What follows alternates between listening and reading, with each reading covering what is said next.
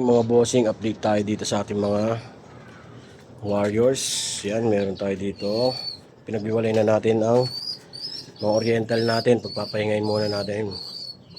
Yung anak nila, liit. Nagbulutong pa.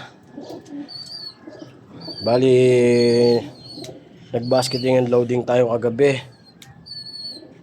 So, dalawa yung sinali natin. Si Stitch pa rin, tsaka si Taiwan. So, ang release time, parang mga 7 AM yata.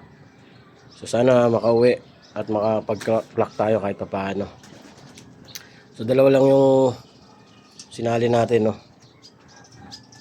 So yun, abang-abang na lang tayo sa kanila. So mamaya update ko kayo kung makakauwi ba sila. Sana makauwi kasi pangit ang panahon, maulan sa mga dadaanan.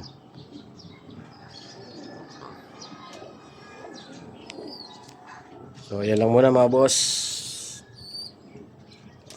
Meron tayong malalaki na yung YB natin dito. Ito isa tumutuka na nga. Ito may mga sakit. Niwalay ko na lang muna.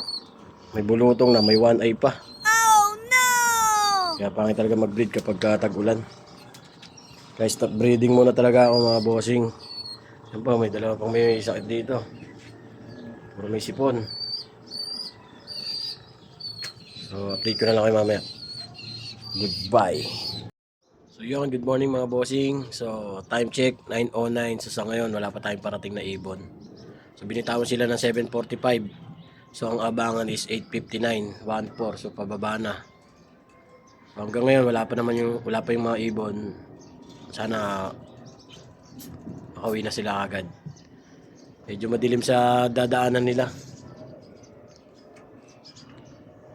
So yun, mamaya update ko po. Update ko kayo lahat. Sana mapagpaklak tayo. Yun, salamat mga boss. Abang-abang lang. Maaga nga umuwi, ayaw naman pumasok. Anak ka naman ng... Wala na. Kakatop tayo, mahalaga ang oras. Anak ka naman ng... Pasok na Taiwan. Wala. Talo pa rin. Kakatop na. 9:46 na. So yun mga boss, nakapag-clock tayo. Kaya lang, 9:40 dumating, hindi kagad pumasok si Taiwan. Naabutan pa ni Stitch. So bumaba yung ano niya, dapat nasa 900 plus pa siya. Pumasok, 9:40, 9:50 na. Muntik pa mag-cut off. Bad trip. Pero ayos lang. Nakauwi naman silang parehas. So ayan siya. Si Stitch. Si Taiwan. Yan. Yun lang. Natagalang pumasok. So at least naka pa rin. Napagpaklak. Kaya lang. Mababa na ng speed. 800 na lang. Pasok pa. Nice. So asa tayo sa tag team. Baka sakali. Sabay silang pumasok. Dumating eh. Ayos lang. Bawi na lang next time. Pero baka hindi ko na sila isali sa pooling. Wala, mabagal ang lipad nila. Talagang lagi silang 2 hours kung dumating. 7:45 o 9:45 na. Ang masaklap nito, pumasok mag na 9:50. 9:55 nga.